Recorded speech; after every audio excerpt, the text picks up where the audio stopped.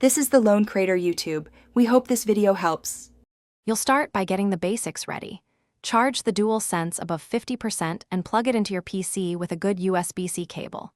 Once connected, open Steam and make sure Steam is updated and Steam input is enabled in settings.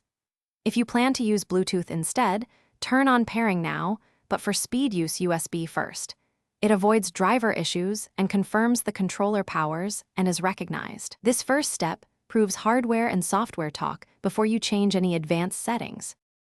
Once done with the physical connection, go to Steam's controller settings. Big picture mode is easiest.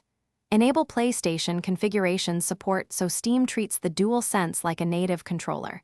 This lets you remap buttons and use haptics where supported. Make sure the controller shows up under detected controllers, then load or create a configuration. Choose a community layout to save time or make small tweaks. Finally, launch a non-DRM test game and test inputs.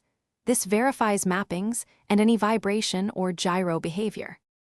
To finish, if you prefer wireless, pair the DualSense in Windows Bluetooth.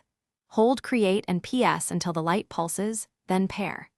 If Steam doesn't fully support a feature, consider DS4 Windows for advanced mapping and gyro pass-through, but use it only when necessary because it can conflict with Steam input.